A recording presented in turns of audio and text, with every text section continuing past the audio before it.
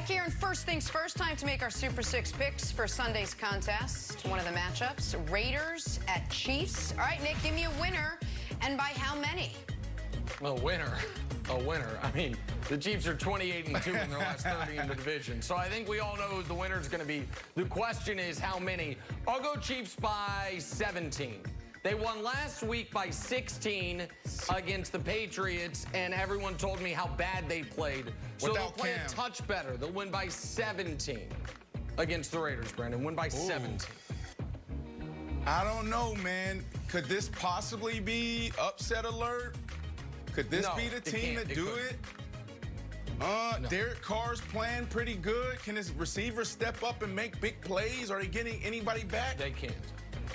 Nick's like, no. Yeah. Chiefs by 10. Chiefs by 10. There you go. Thank you, Brandon. If you have a permanent marker at home, take it out and write this down. Raiders by 3. The defining win of the John Gruden era. You're playing with fire. I love it. You guys have looked good half the season. You've looked good half the season. Defining moments This today. is it. Raiders by 3. I love it. Raiders I love it. Watch this. Watch I love it. Nick's headache aside. This is the best pick I've ever had. Best pick I've ever had. Migraine, maybe. Make sure you get your free picks in before kickoff on Sunday for your chance to win a whole lot of Terry Bradshaw's money. For much more, scores, stories, all of it, you can head to the Fox Sports app. It's all right, Nick. It's going to be all right. Let's talk a little Four Things First now. I feel for Wilds. Collection of things we saw, we love. Brandon, you love the Big Mac sacking Tom Brady. Oh, my God. You know what? Nick didn't like my keys to the game yesterday when I talked about protect old man Tom Brady. This is what I was talking about, Nick. He didn't only sack Brady, he sacked this freaking rookie right tackle that's playing lights out and Tristan Wirfs. He sacked both of them. Hip toss.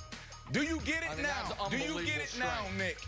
I agree with you. Do you get it now? It's a lot. I agree with you. Mike Evans and the and one. No big deal, but last night Mike Evans reinvented football, scored this touchdown and said, and won. I was like, well, yeah, that makes total sense. Don't kick the field goal.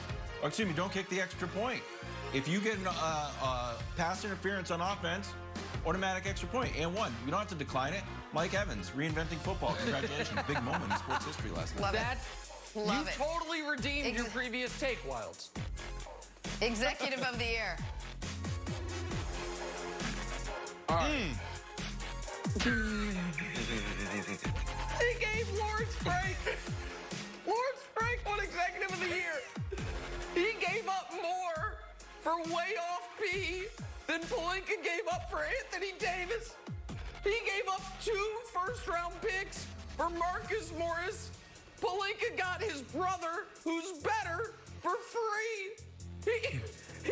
His rim protector edition was Joakim Noah. Pelinka got Dwight Howard on a minimum contract, and they gave him Executive of the Year. Listen, I shouldn't laugh. It is nice that this year's Clippers team is going to add to that trophy case a 6th Man of the Year award for Montrezl Harrell, the worst player of the bubble, and an Executive Year award for Lawrence Frank, who might have kneecapped the Clippers' whole future. Well done, sir. Nick is having himself a hell of a time. All right, it's been a bittersweet week for Jason Garrett. The sweet part, his former team, the Cowboys, the team that didn't sign him to a new contract at all, they just gave up 49 points to Cleveland. Jason Garrett reacted with probably a little bit of, I don't know what the mental version of the happy, until you realize that your Giants, Jason Garrett, are the only team in the division worse than the Cowboys. Garrett's like, how do you, is there a way to undo this? Can that go backwards? But here's the best part. So what do you do if you are the Giants offensive coordinator? Well, look at the quote.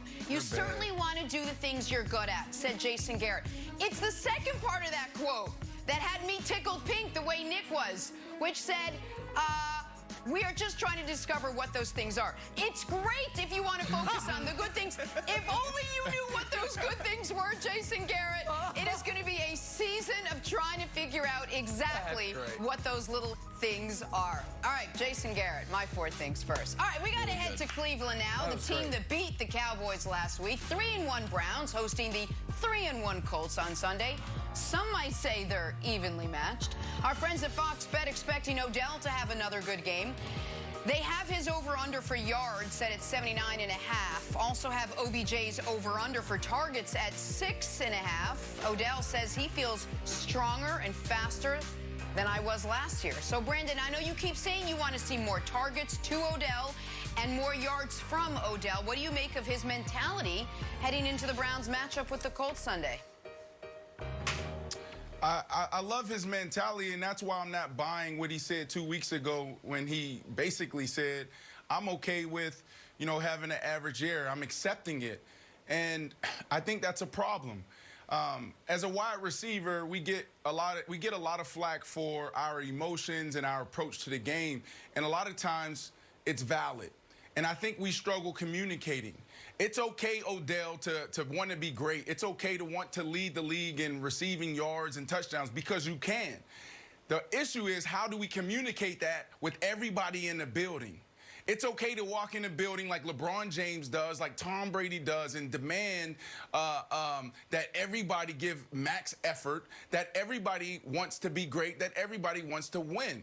You got team goals, you got individual goals. So hearing him say this is really good, but it's conflicting because 2 weeks ago, he literally said, like, I'm not going to have a big year. No, that's not the mentality you want coming from Odell. This is better because when you walk into that building, you hold everybody accountable. That's why the good teams win. That's why the Clippers are at home, and that's why the LA Lakers are playing for another championship. So Odell, embrace it. But the key is, how do you communicate that to the offensive coordinator? How do you communicate that to your quarterback? How do you communicate that to your head coach? How do you communicate that to the other wide receivers so they don't look at you as you're coming off as selfish, but they see you as a guy that really wants to help the team win and who also wants to be great? And so, Brandon, I empathize with Odell Beckham immensely. And it's because I feel like he has had, and I know folks don't want to hear this, so I can just give you my honest take on it. He has had a run of impossible luck. 2014, 2015, 2016. He had, statistically speaking, the best opening 3 years of a career of any receiver ever. And then it all changed January of 2017. He all of a sudden, he carries that team offensively to the playoffs. And they celebrate by taking a little one-day boat trip to Florida with my guy Trey Songz. And all of a sudden, he's absolutely excoriated for it. The next year, 2017, he breaks his leg. The next year, he has the final year of what's left of Eli Manning, but everyone blames him. And last year, he dealt with the Freddie Kitchens experience while playing through an injury. So it's just been bad luck after bad luck after bad luck. That has been where it's been a damn near full presidential term since we've last seen how great he can be. So I feel for him in that regard, especially. Go ahead, Brandon. Go. I don't think it's bad luck, and I can't project my career and my approach on other people, but we tend to lump wide receivers into one box. Yeah. And for me, one of the reasons why I was able to produce at a high level for a very long time, 100-catch seasons, 1,000 yards, 1,200 yards, year after year after year, is because every day I walked in that building, I demanded that I be a part of the game plan. I demanded that they give me an opportunity to help the team win. It took me 4 years to learn how to communicate that the right way. So the first 4 years, I didn't do it the right way. I was just like every other malcontent receiver. Shift to the New York Jets. Now my tone changed. Instead of me coming in saying, Coach, I want the ball. I want to help the team win. Why didn't you put me in this? I went and say, Coach, I asked the question, Coach, how can I help the team this week? What do you see that I can do differently? So I learned, I matured. So I think that is not bad luck.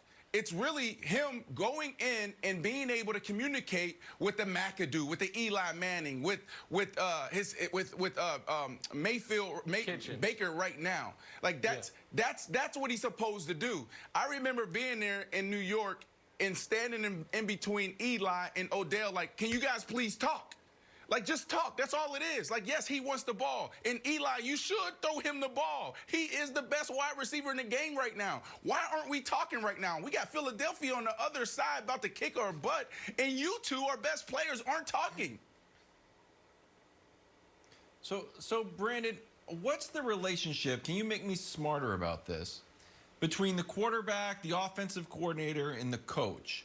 So you would talk a lot about, like, Odell in Baker or Eli and Odell, and we just saw it with like this play with Brady, and it's like, well, Brady's going for those yards, or was that the play call? So when you talk about like how Odell can get involved, what if you could divide up the pie? What percentage is the head coach? What percentage is the offensive coordinator? What percentage is the quarterback?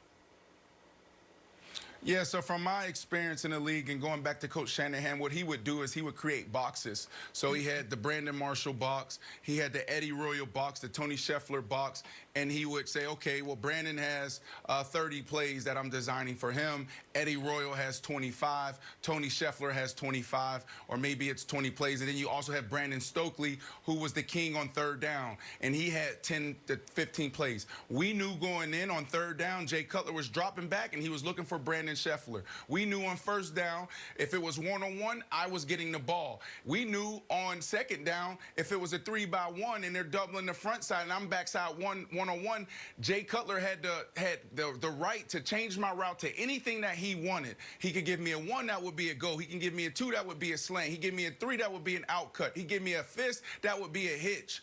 So how do you get Odell in the game? It starts with the head coach saying, okay, this is what we're going to design for you to take advantage of what this defense is presenting to us. But we're also going to design these quick plays that we know no matter what they call, we can get the ball in your hand so you can do something with it. Because one of the things that make Odell great is his ability after the catch. What can he do when he has the ball in his hands? So how do we control that?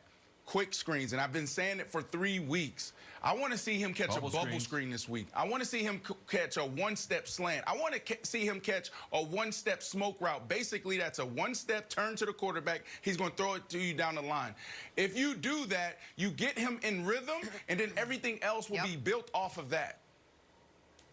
Love it. Great stuff, Brent. I love that story about Odell and Eli. Such good stuff. All right. Got to take a break. Did Tom Brady's mental error cost the Bucs a win last night? We'll discuss next. First things first.